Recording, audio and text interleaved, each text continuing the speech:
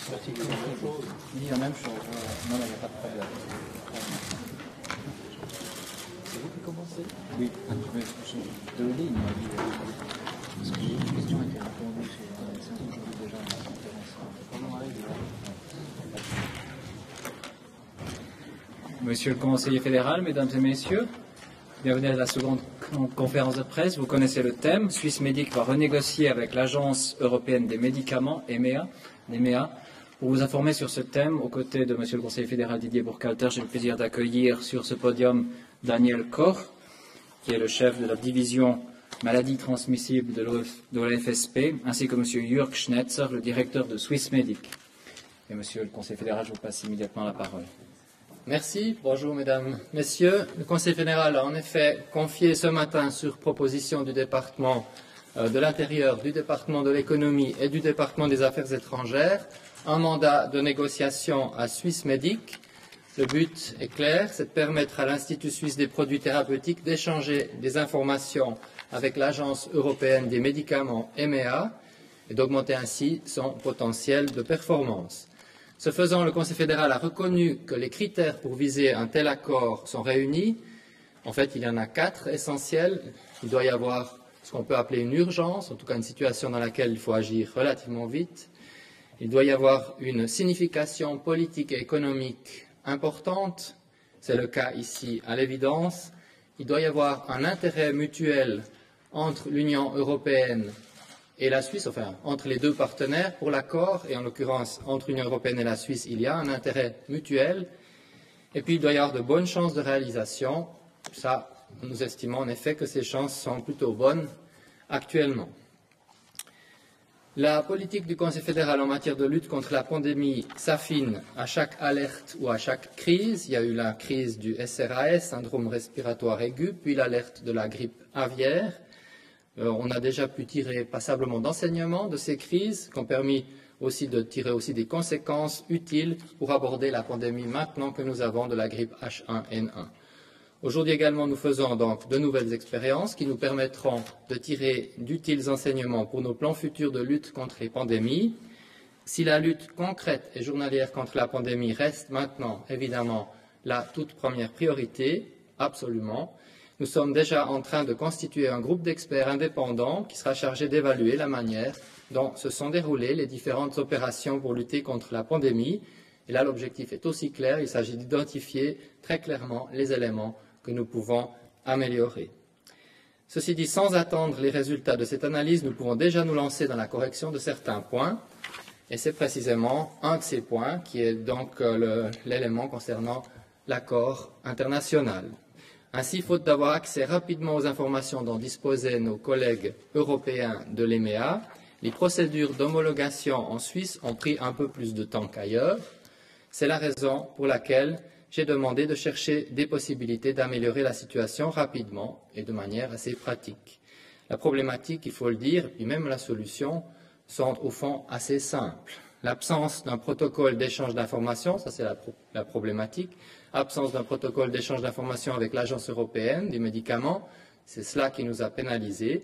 Et il faut donc négocier une base contractuelle entre Swissmedic et l'EMEA permettant l'accès aux informations et puis également l'échange de données, pour certaines d'entre elles confidentielles, dans le cadre de l'autorisation de mise sur le marché de médicaments.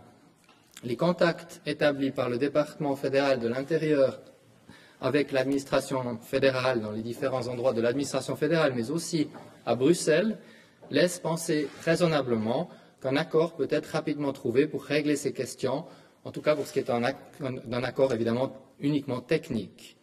C'est un fait, les services concernés de la Commission de l'Union européenne nous ont en effet fait part de l'intérêt qu'ils portaient à une telle convention.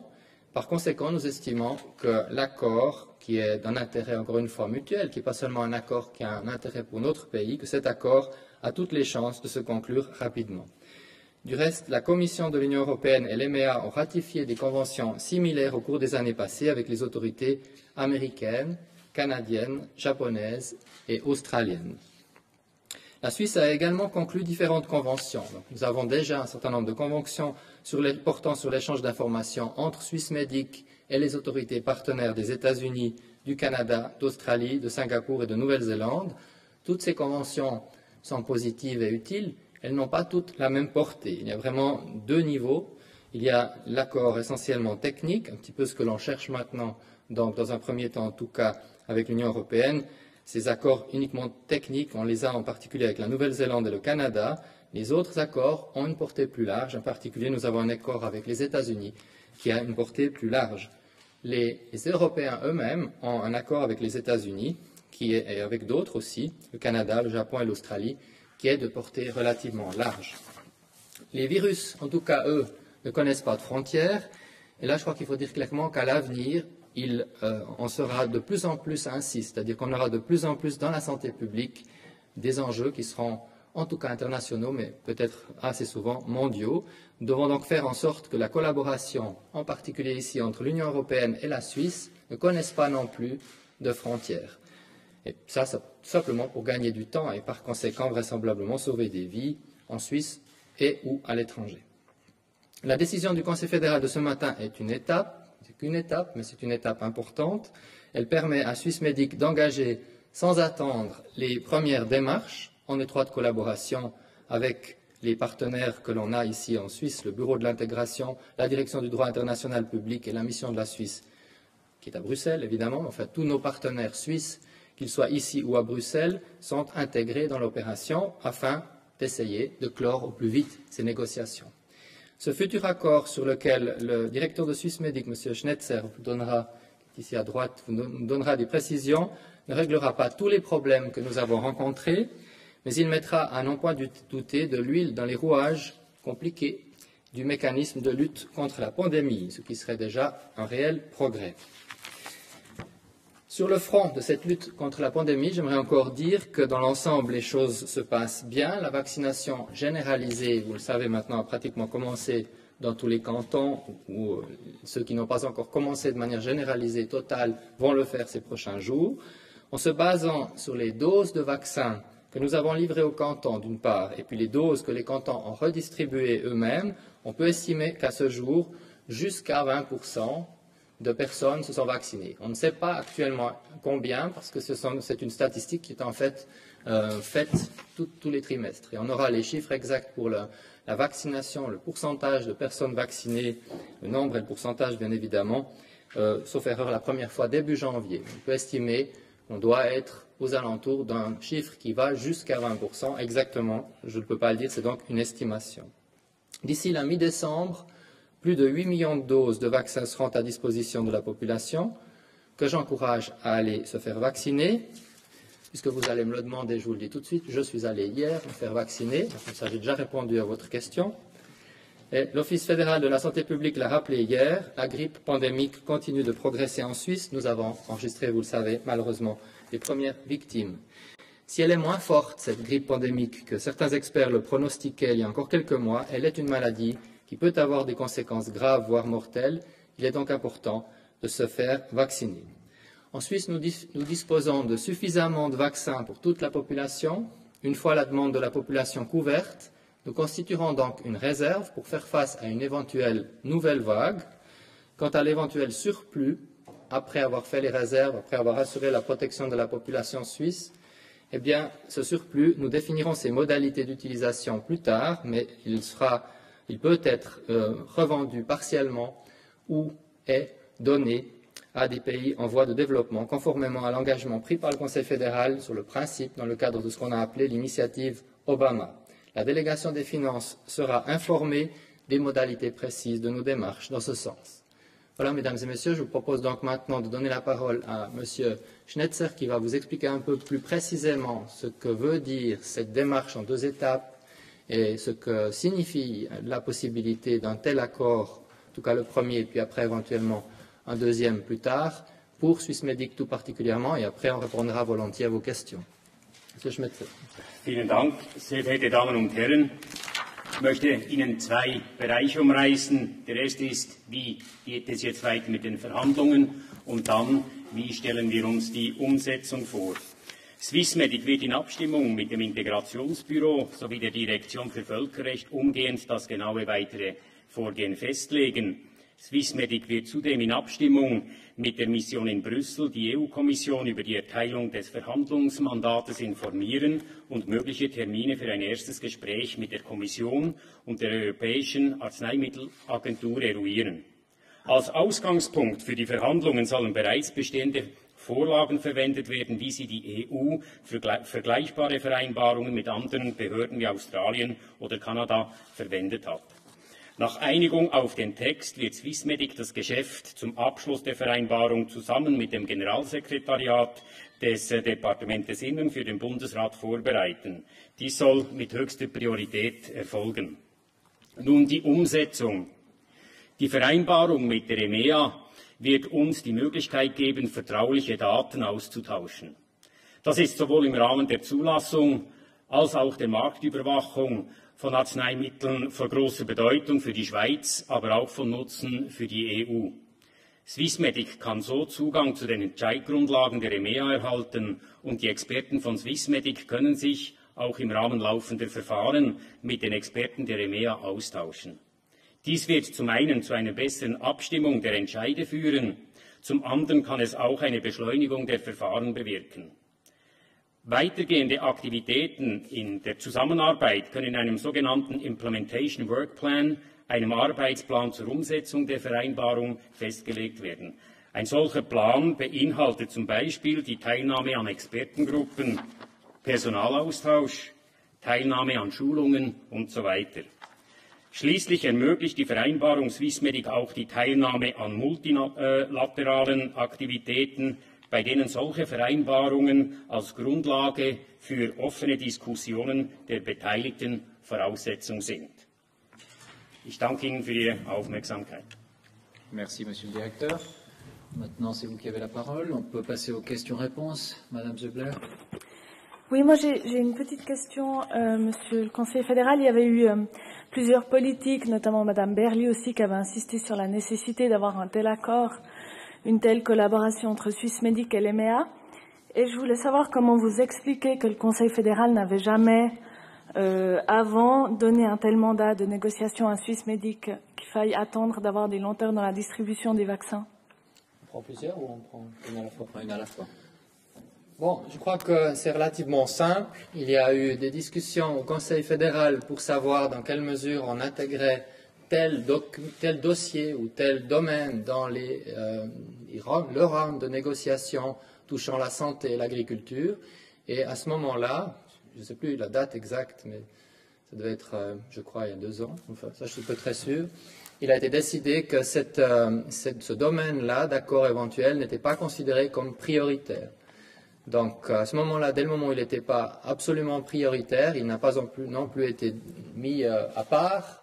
Et maintenant, la situation a évolué.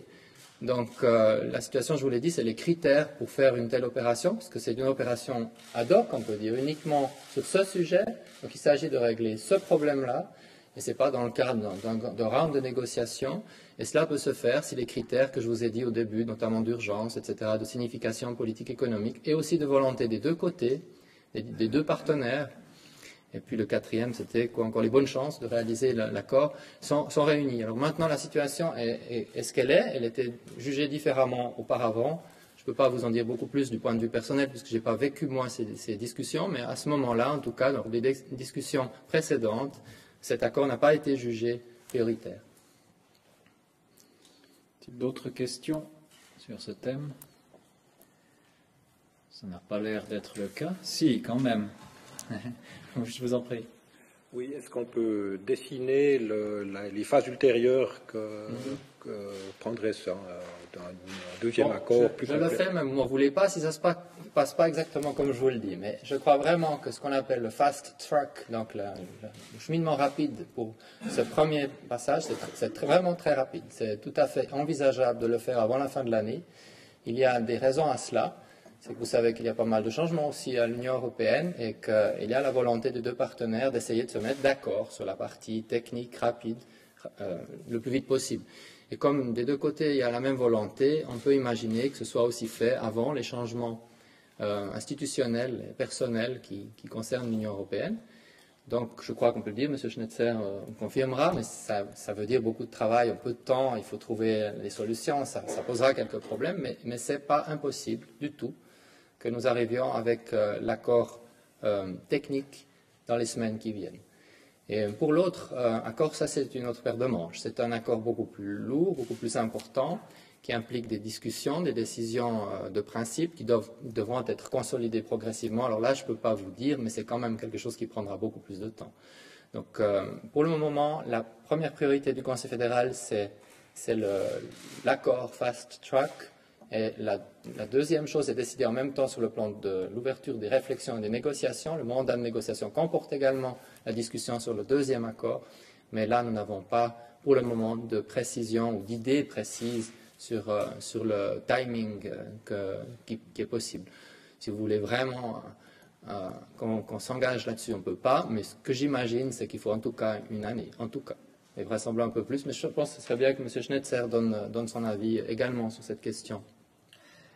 Ja, vielen Dank. Also jetzt im Moment, wo bekannt ist, was der Bundesrat entschieden hat, werden bereits unsere Kontaktleute mit den Kontaktleuten bei der EMEA und in Brüssel in Kontakt treten, um das Ganze jetzt zu beschleunigen. Und wir werden in einer ersten Phase das Verhandlungsteam zusammenstellen, Termine vereinbaren und dann auch bei unseren Partnern auf Stufe EU sehen, was sind die Punkte, wie schnell können sie geregelt werden. Und es wird die einfacheren Punkte möglichst schnell regeln und festhalten und die anderen Sachen, die vielleicht komplizierter sind, wo die diplomatische Mechanik auch komplizierter sind, dass man die sehr gut vorbereitet und die dann nachzieht. Also so wie Herr Bundesrat Burkhalter das gesagt hat, wir werden hier, was wir jetzt schnell machen können, machen und die anderen Sachen später dann ganz formell nachziehen. Merci. D'autres questions? Sur le même sujet ouais. C'était pas tellement sur le calendrier, mais c'était plutôt sur jusqu'où on peut aller dans un accord avec l'Europe. Si on admet toutes les certifications de l'Europe, Swissmedic peut fermer. Oui, alors c'est pas du tout cela, hein. Et c'est pas non plus du tout l'objectif ni du Conseil fédéral ni de l'Union européenne. Parce qu'il faut, si on veut vraiment synthétiser au maximum, l'objectif, c'est pas seulement la vitesse, c'est aussi la qualité. Et c'est très important, la qualité. Bien sûr, maintenant, on a vu le fait qu'il a fallu du temps, mais on le voit aussi avec la réaction de la population, de manière générale, pas seulement des scientifiques, mais la qualité du travail est décisive. Quand il faudra faire très très vite, peut-être à l'avenir encore plus vite, avec la société qui s'accélère, qui s'internationalise, qui se globalise, il faudra pouvoir agir très rapidement. Et pour cela, il faut pouvoir peut-être avoir 2 yeux, 3 yeux, enfin 2 en tout cas pour nous. Mais il faut qu'on puisse juger, pas seulement avec une seule instance. Ce sera aussi cet échange-là, encore une fois, hein, c'est la vitesse et la qualité. Et comment on fait la vitesse et la qualité? On ne fait pas 2 fois la même chose, mais on a 2 avis. Donc on a 2 instances qui travaillent avec leur processus, mais qui évitent de devoir faire 2 fois des choses qu'on peut, de toute façon, faire une seule fois et ça suffit, mais qui peut s'enrichir l'une et l'autre des qualités des personnes qui travaillent. Et avec cela, on peut, et c'est pour ça je pense qu'il y a un intérêt aussi du côté européen, c'est que la qualité du travail de Swissmedic est reconnue, et cette qualité-là peut être un plus pour les Européens également. Donc dans cet esprit-là, je ne crois vraiment pas qu'il faut imaginer que le but c'est une rationalisation avec une disparition quasiment de Swissmedic, pas du tout, au contraire. En revanche, c'est une situation dans laquelle les 2 partenaires sont bien meilleurs et à moindre frais, donc sont beaucoup plus efficaces pour le travail en question de mise, de Zulassung, mais aussi de Marktüberwachung. Merci, M. Godet. Le but que vous fixez, c'est quoi? C'est que lors de la prochaine alerte, on puisse homologuer en Suisse les vaccins en même temps qu'en Europe? Exactement. C'est, au lieu d'avoir X jours de plus, on devrait essayer de ne pas avoir de grandes différences. Il peut y avoir une différence, bien sûr, un peu. Ça peut s'expliquer quelques jours, mais pas quelques semaines, quand c'est pas nécessaire et quand c'est peut-être même dangereux. Donc, c'est tout simplement avoir une situation dans laquelle on a de plus grandes chances d'être efficace et de sauver des vies. C'est tout simplement cela. Et en tout cas pas avoir une moins bonne chance alors qu'on pourrait avoir cette meilleure chance. Donc là, c'est possible et c'est utile. Merci, Monsieur. Ja, ich habe noch eine Anschlussfrage an die Frage von vorher. Also wenn ich Sie richtig verstehe, eine Angliederung von Swissmedic an die EMEA, das ist kein Thema für den Bundesrat. Und vielleicht dann noch eine Frage an Herrn Schnetzer.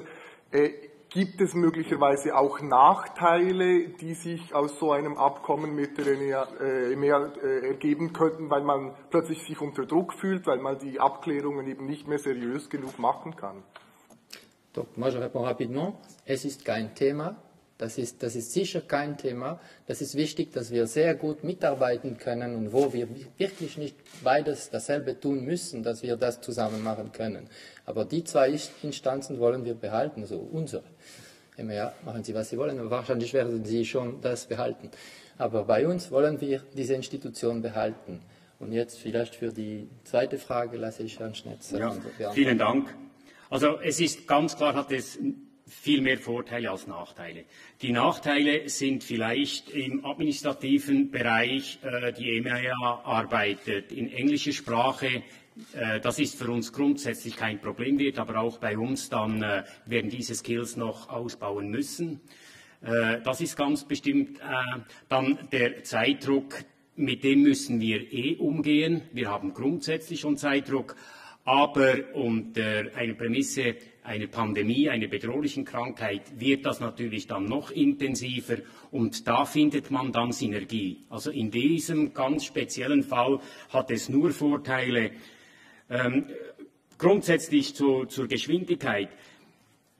Natürlich wird Swissmedic auch an der Geschwindigkeit von der Einreichung bis zum Entscheid, Zulassung oder Abweis gemessen. Unsere internationale Reputation gründet aber eben auf der Expertise. Und wenn die Industrie auf der Geschwindigkeit misst, sie ist daran interessiert, das ist ganz klar, das ist legitim. Aber wenn die Europäische Union jetzt auch an uns interessiert ist, dann ist sie nicht an unserer Geschwindigkeit, sondern an unserer Expertise interessiert. Und auch die Abkommen mit Singapur, Australien, Kanada, Neuseeland und auch auf der FDA sind nicht auf Durchsatz basierend, sondern eben auf der Expertise. Und auch diese geografische Verteilung, die ist ja auch so gesucht, weil das gibt auch Vorwarnzeit. Und es gibt international in diesem globalen Umfeld auch eine globale Sicht auf Risiken. Die Zulassung ist ja das eine, aber die Marktüberwachung ist das andere. Merci. Y a-t-il d'autres questions?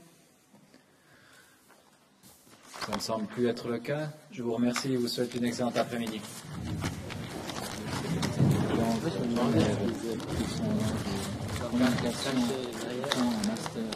Je vais leur demander de venir devant, mais j'ai pas réussi.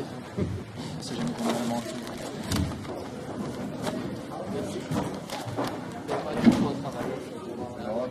Non, mais on... Merci.